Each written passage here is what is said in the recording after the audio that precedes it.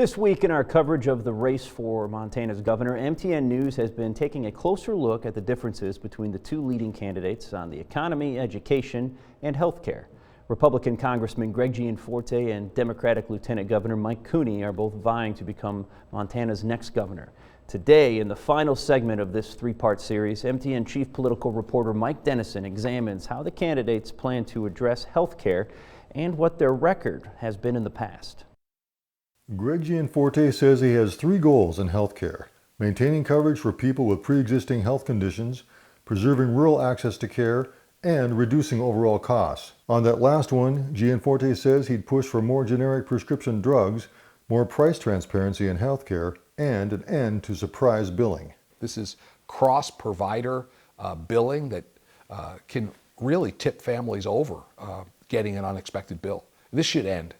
Just because the insurance company and the hospital can't agree on the price doesn't mean they should dump the load on the patient. He also says he wants to keep Medicaid expansion, the public program that provides health coverage to almost 90,000 low-income Montanans.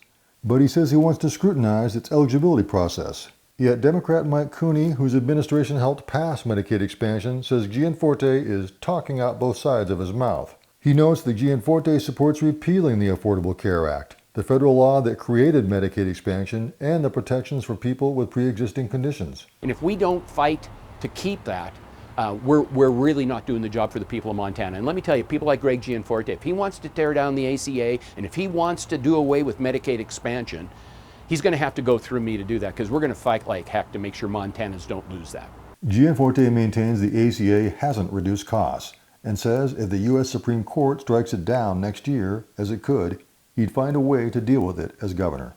Elsewhere on the healthcare front, Gianforte also wants to tackle mental health and drug abuse, the latter of which he says has increased violent crime and placed more and more kids in foster care in Montana. He says he'd focus on rehabilitation rather than prison for nonviolent substance abusers, such as drug treatment courts.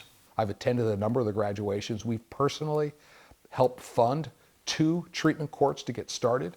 And here's the beautiful thing. Not only do we help people become all they're meant to be by getting back on their feet, getting clean, and getting a job, we also keep them out of the prison system. Cooney says again that Medicaid expansion has been key in covering mental health and addiction treatment for people who previously couldn't afford it. He also says Republicans in Congress, like Gianforte, have done little to reduce drug costs. Cooney says as governor, he intends to enact a federally endorsed program that would allow Montanans to buy cheaper drugs from Canada. Right now, if we weren't in the middle of a pandemic, we could cross the Canadian border, go to one of their pharmacies, and we could buy a little bottle of insulin. Let's just use that as an example. That little bottle of insulin in the United States costs about $290 to $300. Up in Canada, you can get it for about $30. As you can see, so much of what can be done about health care goes back to the federal government. So the candidates for governor often end up debating where they stand on federal health care legislation. Still, they do have their different approaches. Reporting from Helena, Mike Dennison, MTN News.